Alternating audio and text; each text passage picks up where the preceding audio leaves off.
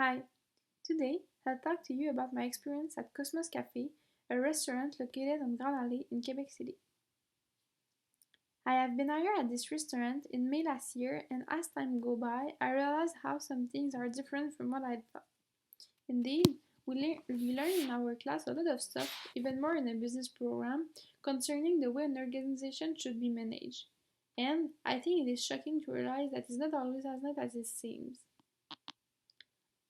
As we know, Canada has two different sets of legislation, the federal one and the provincial one. Moreover, each provinces and territories have its own legislation that covers employment standards, human rights, labor relations, and worker health and safety.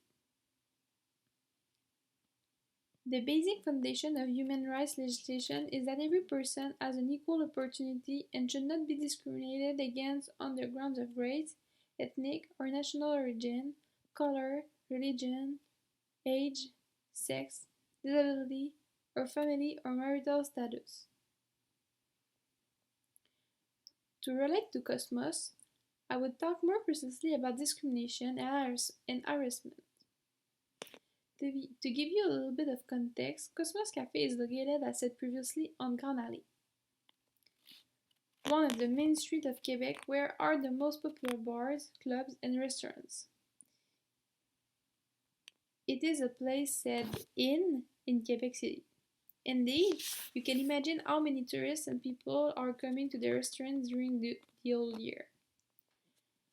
At the beginning, I was really happy when they hired me because I was proud of being part of their team and I was happy they thought I could do a great job and help their organization. So I started working there during the summer. I was their hostess.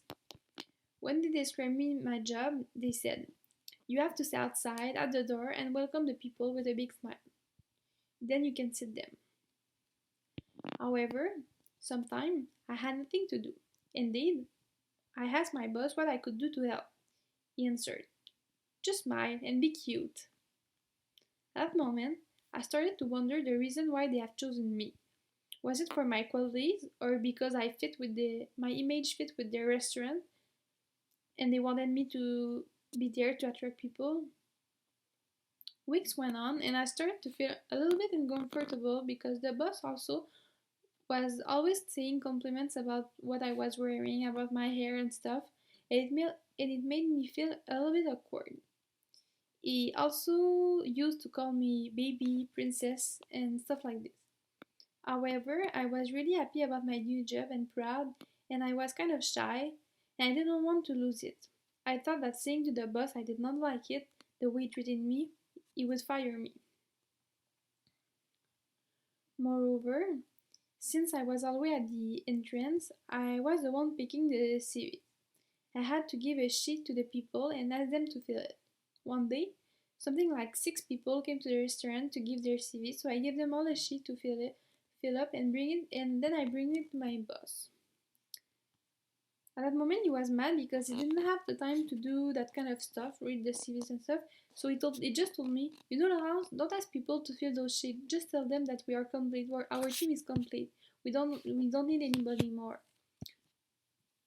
Ah, and he had, "But if there's a cute girl, just call me. I'll go see." That day, I was completely shocked.